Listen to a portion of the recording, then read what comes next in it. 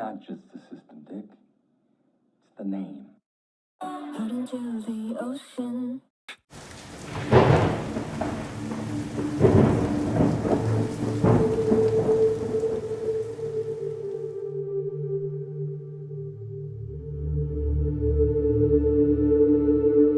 Ding. Here we go. Hey, I've been weighing this for a long while now. Like, Oh, yes. Nocturne, and hopefully, it can justify its existence, because I swear, it already blew its wads with season 4 with Death. Maybe, just maybe, that they can up the ante enough. But I will say this about season 4 about Castlevania with Death.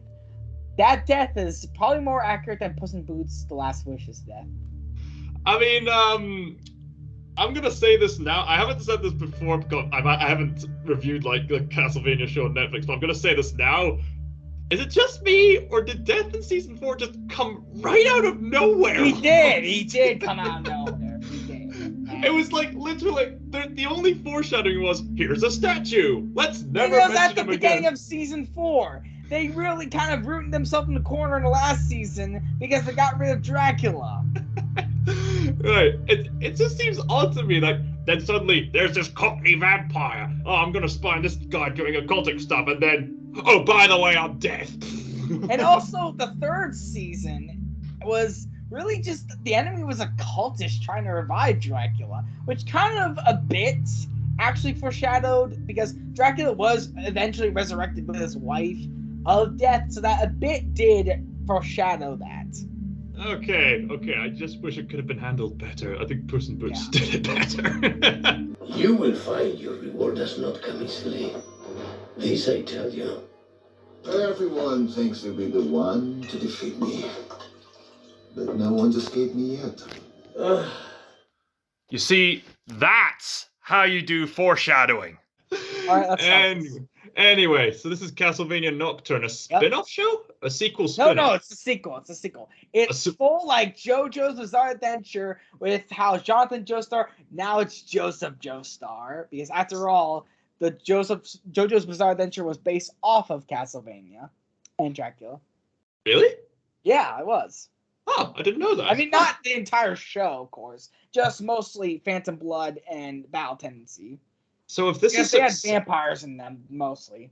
So if this is successful, this could pretty much be JoJo's Bizarre Adventure if it was vampires, basically. No. And it's also like, because Dio also was inspired from Dracula. So yeah, Dio's a vampire. And also, Alucard is a lot like Giorno from that show. And it definitely, because it was probably inspired from the Castlevania video game series, but it was also mainly from Dracula, Bram Stoker. Right. Anyway, we'll talk further after the main trailer. Okay, here we go. This is mainly for you, Brooks. Here we go. Full screen, please. Got it. To the one before whom evil trembles. I give my devotion. To the devourer of Drop the captions. the Messiah. Okay. I pledge my service. So this is how they're gonna up the ante with a vampire messiah. Just gonna have to go with it for now. Called Belmont. Okay. That would be the ungrateful wanker. This vampire messiah. She will bring horror beyond nightmares. So the new Belmont. Do you know what they are? No. Well, whatever they are. You have your mother's eyes. Sure they can die. Or your grandmother's eyes, your descendant's He's got his father's wit, too. Grandfather, descendants. This is hundreds of years after the first Castlevania series. Oh, really? Yep. This is in the French Revolution. Oh, I thought it was a very direct... Oh, okay. Anyway. No, this is way after the witch hunt. Right. He definitely has her magic. And if you're seeing the Berserk resemblance, because this is directly from Berserk, a lot. It's taken a lot from Berserk. Hell, the first series was too. And my the animation is so amazing. That is the sexiest thing I've ever seen. We're all afraid, Richter. Of course we are. I've only been afraid once in all my life. He clearly didn't see the first trailer, but this is the main official trailer. Right. Good to see more of Victor though. Right. And I kill vampires. Who's next? No holding back there. Wow. Vampire aristocrats. We're making. All will worship me. All kneeling before me. That Black Albert, saw something happen. Oh, nice. Got a spinning shot there. Another spinning shot. I mean, oh, big clips from Berserk. Oh Now they're no. really taking their Berserk inspiration. Oh no. Oh no, and since this is MA, there's definitely someone's gonna get Oh my days. and also a lot of death in that place. Some guts has to come at any moment now. Yeah, you might as well have got something. The creators made it no secret. He's got like Berserk But inspiration. too Like, bad that this would be 700 years afterwards, because that took place in the Middle Ages. right. Maybe it does all exist in the same universe. Mm. Alright, Castlevania Nocturne. September 27th. There we go. Right in time for Halloween. In time for Halloween. Some people might say that's a little early, but okay, you got the because whole that's the first episode. They're doing, like with One Piece, they're doing one episode. Oh yeah, of course, the episode by episode basis. They're Right. actually getting back to that with Netflix. Wow. I guess they usually do full seasons. So what do you think? I mean, on the one hand, I'm quite pleased that video game adaptations in general in the past few years have gotten so much better. Yeah. Powerhouse, I mean, Studio Mirror can go suck a man. Like, Powerhouse is so amazing. It's their animation is chef's kiss. Like, and it's amazing that they only just started recently with Castlevania, and there's such rose so much of prominence. And Studio Mirror, who's like basically their competition, but is actually Korean based, with Avatar Cyberrunner, they did back in 2005, and basically, I know it's the whole demographics and productions, but it's amazing what Castlevania managed to do with its production value and all the way up to now. Right.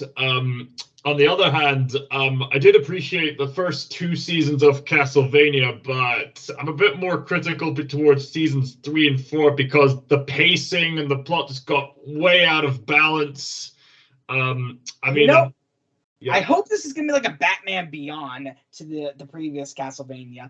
And you know what would be more fitting? That Alucard is gonna come back, and since he is half vampire, half human, he's gonna be like a lot like Superman Kal-El from that show. He's gonna be like a bit aged, but not that aged up, and he would be a bit of a mentor to like the Richter Belmont, just not exactly a mentor, more like a ally.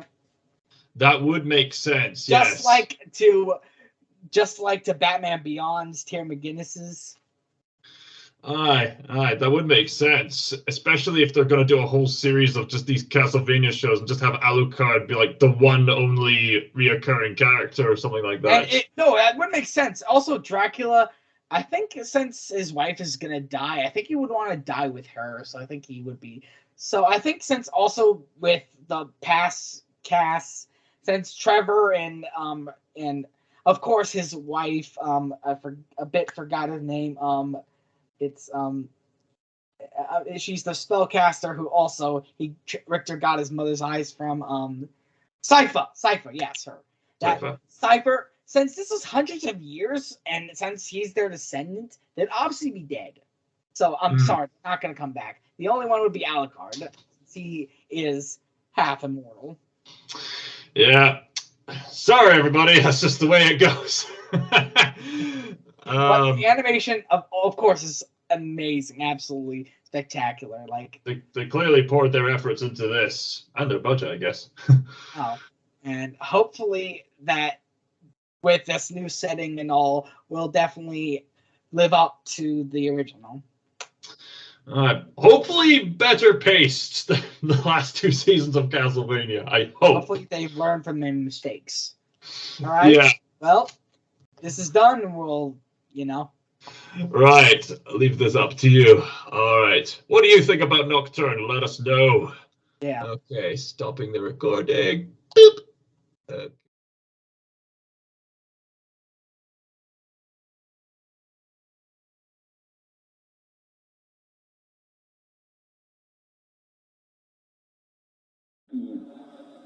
Anything you want it to be. It's limitless. It's wide.